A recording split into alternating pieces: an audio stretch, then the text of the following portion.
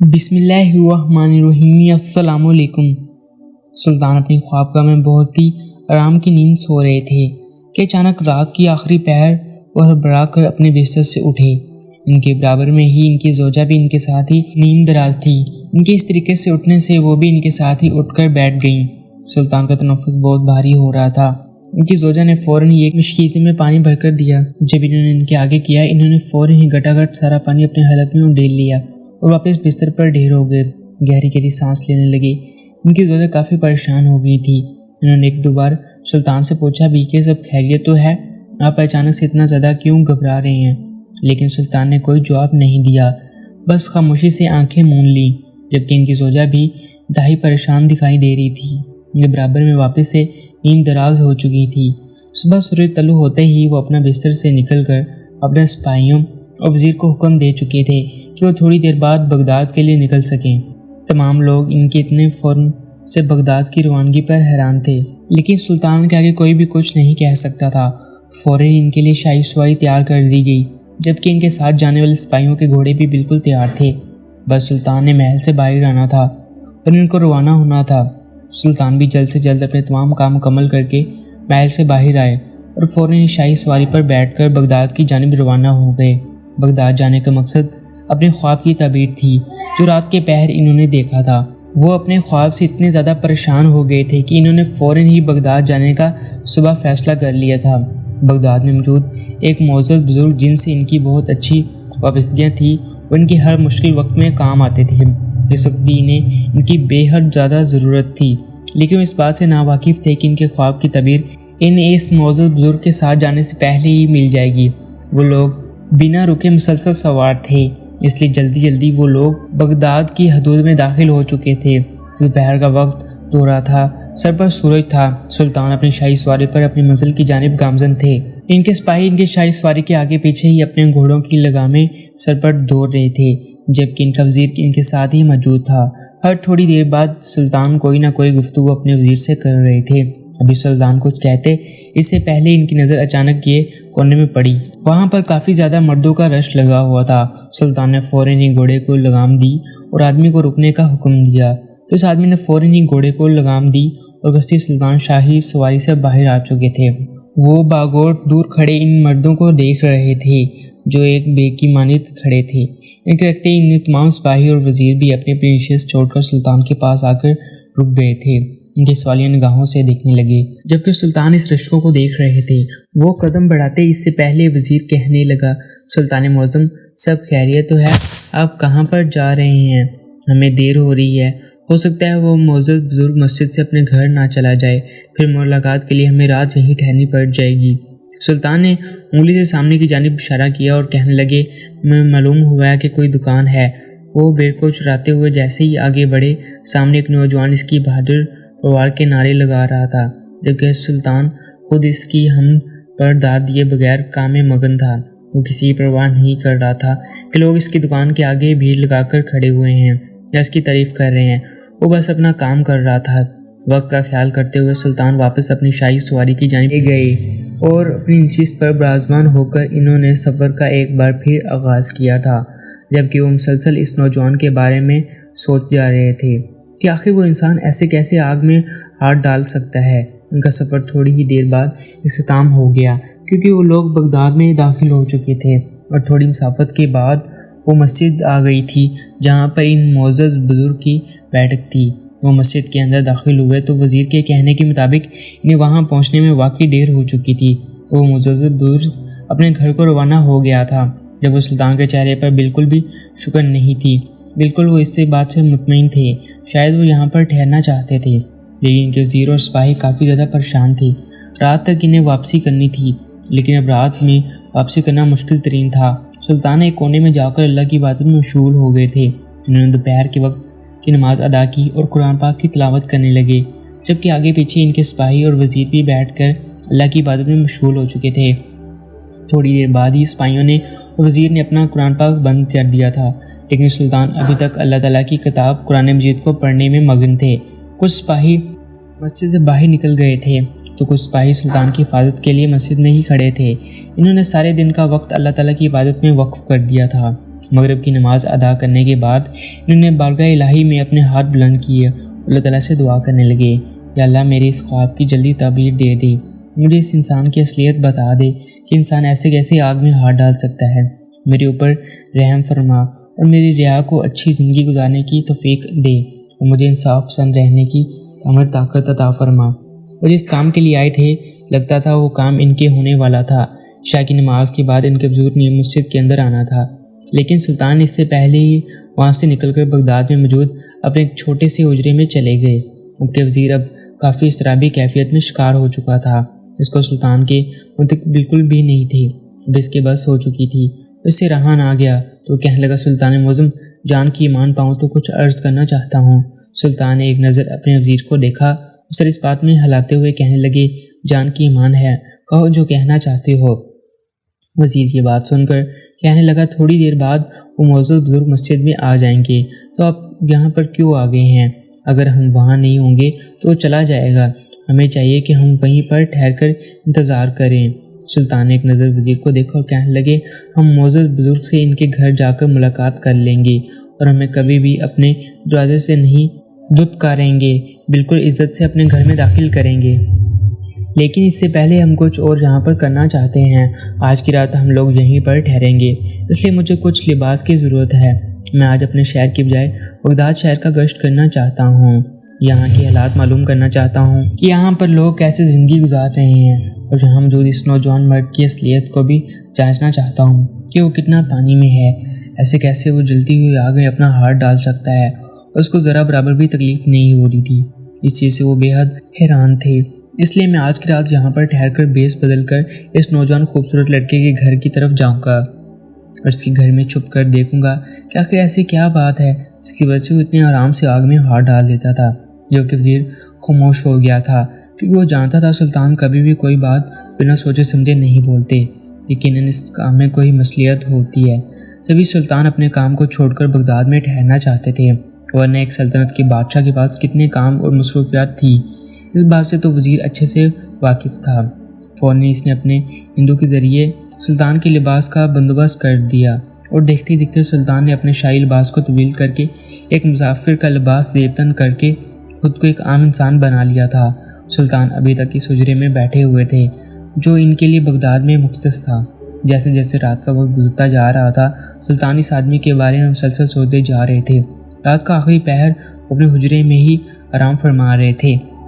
وہ لوگ قدم بقدم چلتے ہوئے اس نوجوان کے گھر کے پاس آ کر رک گئے تھے۔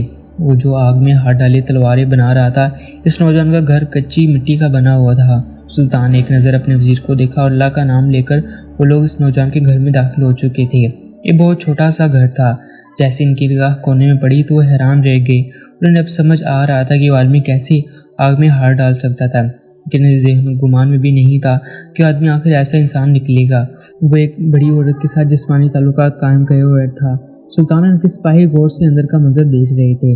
اب دھیرے دھیرے سلطان کو اپنے خواب کی تعبیر ملتی ہوئی نظر آ رہی تھی۔ ان کو سمجھ آ گیا تھا کہ صبح ہوتے ہی انہیں بغداد آنے کی بے چینی کیوں ہوئی تھی۔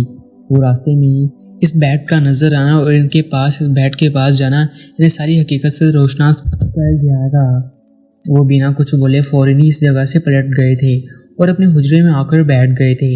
ان کے چہرے پر الجھن ہی الجھن تھی، انہیں سمجھ نہیں آ رہا تھا کہ وہ جو دیکھ کر آ رہے ہیں وہ سچ ہے یا پھر جو خواب میں انہوں نے دیکھا تھا وہ سچ ہے، کیونکہ انہیں جو خواب میں دیکھا تھا وہ ہم اپنی آنکھوں سے اب براہ راست دیکھ کر آ چکے تھے، اس لیے انہیں اب حقیقت تسلیم کرنے میں بہت مسائل پیش آ رہے تھے، کیونکہ ابھی تک حقیقت ان کے سامنے صحیح سے کھل نہیں پائی تھی۔ آخر کو وہ سمجھ نہیں پا رہے تھے کہ نوجوان مرد مجرم ہے یا پھر مظلوم۔ سلطان نے رات خواب میں دیکھا تھا کہ ایک بڑی عورت جس کے چہرے پر جھریاں ہیں، جس کے ہاتھ پاؤں نکار ہیں، وہ ایک کونے میں پڑی ہوئی ہے، اور ایک نوجوان حسین خوبصورت مرد اس عورت کے جسم مالش کر رہا ہے۔ وہ عورت درد سے کرگڑا رہی ہے اور اپنے سر کو ادھر ادھر مار رہی ہے، ایسا لگ رہا تھا کہ ان کے پیروں میں بیڑیاں ہیں۔ وہ آگے بڑھ کر انہیں دیکھ نہیں پا رہے تھے۔ اس خواب کے زیر اثر وہ بہت برے طریقے سے گھبرا کر اٹھے تھے۔ ان کی آنکھ کھل چکی تھی اور ان کے سامنے کا منظر بالکل صاف تھا۔ وہ اپنی خوابگاہ میں موجود تھے، لیکن اس خوابگاہ سے اتنے زیادہ گھبرا گئے تھے کہ انہوں نے فوراً اس خواب کی تعبیر کے لیے بغداد کی جانب روانہ ہو گئے۔ اور آج جو منظر انہوں نے اس گھر کے اندر دیکھا تھا دھیرے دھیرے انہیں اس خواب کی تعبیر سمجھ آ رہی تھی، کیونکہ وہاں موجود نوجوان مرد اس عورت کے ساتھ یہی سب کچھ تو کر رہا تھا۔ وہ اس عورت کے جسم کی مالش کر رہا تھا۔ عورت درد سے کراہ رہی تھی۔ یہی چیز سلطان کو پریشان کر رہی تھی کہ عورت درد سے کراہ کیوں رہی تھی۔ اس کو تو سکون اور راحت ملنی چاہیے تھی، لیکن اب جو بھی تھا تمام راز اس آدمی کے پاس ہی موجود تھا۔ سلطان کے خواب کی تعبیر بھی اب اس عورت کے پاس، ساتھ ہی اس آدمی کا رویہ بھی، اس آگ میں ہاتھ ڈالنے کا قصہ بھی انہیں اب بے چینی سے صبح ہونے کا انتظار تھا۔ صبح طلوع آفتاب ہوتے ہی انہوں نے اپنا لباس تبدیل کیا، واپس سے بادشاہ کا لباس زیب تن کر دیا۔ اس مسجد کے اندر جا کر حکم دیا کہ فوراً اس دکان پر جا کر اس نوجوان مرد کو گرفتار کر کے یہاں پر لے آؤ، اور اس نوجوان کے گھر جا کر اس بوڑھی عورت کو بھی لے آیا جائے تاکہ تمام حقیقت سب کے سامنے آ جائے۔ تھوڑی ہی دیر بعد سپاہی اس بوڑھی عورت اور اس نوجوان مرد کو گرفتار کر کے مسجد کے اندر لے آئے تھے۔ سلطان اپنی نشست پر ایک شان سے براجمان تھے، جبکہ تمام لوگ سلطان کی زیر نگاہیں ان دونوں مرد اور عورت پر تھی۔ اس عورت کے چہرے پر جھریاں موجود تھی، اس کا ہاتھ اور پاؤں نہ کارے تھا۔ وہ سلطان کی سپاہیوں کے سہارے ہی وہاں پر موجود تھی، جبکہ وہ آدمی کافی زیادہ پریشان نظر آ رہا تھا۔ کبھی وہ اس بوڑھی عورت کو دیکھتا تو کبھی سلطان کو دیکھتا، جو اس کی اپنی ہی گہری نگاہوں سے دیکھ رہے تھے۔ اور نوجوان مرد کافی دیر تک سلطان کی خاموش برداشت کرتا رہا، لیکن جب برداشت سے باہر ہو گیا تو خود ہی جلا کر سلطان کی جانب دیکھتے ہوئے کہنے لگا، سلطان معظم، گستاخی معاف، کیوں یہ وقت میرے کام کا ہے، اب مجھے کیوں یہاں پر لے آئے ہو؟ انہیں آرام کی ضرورت ہے۔ اس کے لہجے میں فکر تھی۔ سلطان نے اس آدمی کی جانب دیکھا اور کہنے لگے، ہماری ہم بھی کیسے ہوئی اس بوڑھی عورت کے ساتھ یہ سب کرنے کی؟ جبکہ اس نوجوان مرد کے ماتھے پر یہ سب باتیں سن کر شگنوں کے جال بچھ گئے تھے۔ وہ کہنے لگا، سلطان معظم، آپ کو کس نے کہہ دیا کہ میں اس کے ساتھ بدسلوکی کرتا ہوں یا پھر ان کی جسمانی تکلیف دیتا ہوں؟ یہ میری ماں ہے، ان کے جسم کی مالش کرتا ہوں تاکہ انہیں راحت اور سکون میسر ہو۔ ان کے جسم میں درد ہے، طبیب کا کہنا ہے کہ انہیں روزانہ مالش کی ضرورت ہے، تب ان کی صحت واپس سے بہتر ہو سکتی ہے۔ اگر یقین نہیں ہے تو آپ میری بات میری ماں سے پوچھ سکتے ہیں۔ میں کبھی بھی چاہ کر بھی اپنی ماں کو تکلیف نہیں دے سکتا۔ آپ لوگ بنا میری اجازت کے میری ماں کو یہاں کیوں لے کر آئے ہیں؟ ہم لوگ سید ذات کے لوگ ہیں، اگر ہم عورتیں پردہ کرتی ہیں ایسے بڑے مجمع کے سامنے نہیں آتی۔ وہ سلطان خاموشی سے اس مرد کو جب دیکھ رہے تھے۔ وہ مزید کہنے لگے کہ آپ کو یہ نہیں کرنا چاہیے تھا۔ اس کا لہجہ دو ٹوک تھا، جبکہ سلطان کی نگاہیں اب اس بوڑھی عورت پر تھیں جو چہرہ جھکائے ہوئے وہاں پر بیٹھی ہوئی تھی۔ انہوں نے واپس اس آدمی کی جانب دیکھا اور کہنے لگے، اچھا ٹھیک ہے، ہم معافی مانگ رہے ہیں، جبکہ وہ لڑکا خود شرمندہ سا ہو گیا تھا۔ وہ کہنے لگا، ہمیں صرف اتنا بتاؤ کہ تم آگ میں ہاتھ کیسے ڈال لیتے ہو؟ کون ہو تم؟ تمہیں تکلیف کیوں نہیں ہوتی؟ اس نے ایک نظر سلطان کو دیکھا اور کہنے لگا، سلطان معظم، ہم ایک سید زادے ہیں، ایک سید زادہ آگ میں بھی ہاتھ ڈال دے تو اسے تکلیف نہیں ہوتی، اس وجہ سے میں آگ میں ہاتھ ڈال کر آرام سے کام کر لیتا ہوں۔ میری ماں بیوہ ہے، پہلے بھی وہ یہی کام کرتی تھی، لیکن عمر کا تقاضے کی وجہ سے ان کی ہڈیاں کمزور ہوتی چلی گئیں اور ان کے ہاتھ پاؤں نکارہ ہو گئے ہیں۔ انہیں جسم میں بھی بہت زیادہ درد ہوتا ہے، ان کے جسم میں بہت زیادہ تکلیف ہوتی ہے۔ میری کوئی بہن نہیں ہے، نہ ہی کوئی عورت رشتہ دار ہے، ہم دونوں ماں بیٹے ایک دوسرے کا سہارا ہیں، اس لیے میں ہی اپنی ماں کے جسم کی مالش کرتا ہوں تاکہ اس کے ہاتھ اور پاؤں کو سکون ملے۔ لیکن ساری باتیں سن کر بھی سلطان مطمئن نہیں تھے۔ انہوں نے اس بڑی عورت کی جانب دیکھا تو وہ چہرہ جھکائے ہوئے بیٹھی تھی۔ سلطان نے سر کو ہلکی جھنجھ دی اور دونوں کو وہاں سے جانے کا اشارہ کر دیا۔ وہ نوجوان مرد فوراً ہی وہاں سے نکل چکا تھا، لیکن سلطان ابھی تک ایک گہری سوچ کے اندر ڈوبے ہوئے تھے۔ انہوں نے جو خواب دیکھا تھا وہ یہی تھا کہ وہ عورت درد سے کراہ رہی تھی، اور رات کے پہر بھی انہوں نے یہی سب کچھ دیکھا تھا۔ اس نوجوان مرد کا کہنا تھا کہ جب اپنی ماں کے جسم کی مالش کرتا ہوں تو ان کے جسم کو تکلیف ہوتی ہے، اس لیے وہ درد سے کراہتی ہیں۔ لیکن نہ جانے کیوں سلطان کو ان سب چیزوں میں جھول لگ رہا تھا۔ وزیر ان کے قریب آیا اور کہنے لگا، سلطان معظم، اب ہمیں چلنا چاہیے، واپسی ہماری بہت ضروری ہے، بہت سے کام عدالت میں درج ہو چکے ہیں، ان کی سنوائی آپ نے ہی کرنی ہے۔ سلطان اپنی جگہ سے کھڑے ہوئے سر کو منفی میں ہلا کر ان بزرگ کے گھر کی جانب روانہ ہو گئے جن کے پاس وہ محل سے بغداد آئے تھے۔ سلطان کے پیچھے پیچھے ان کے وزیر بھی آ گیا تھا۔ انہوں نے اس بات کا کوئی نوٹس نہیں لیا تھا۔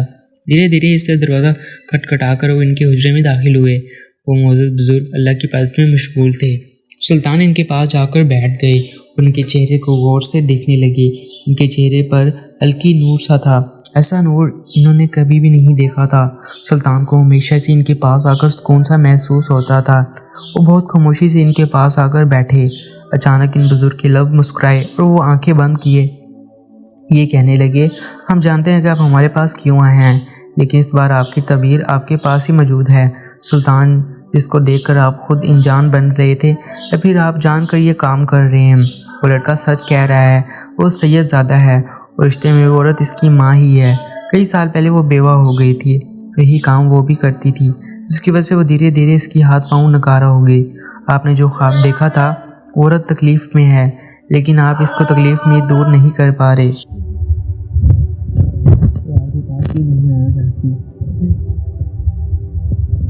یہ سب کرواتے ہوئے تکلیف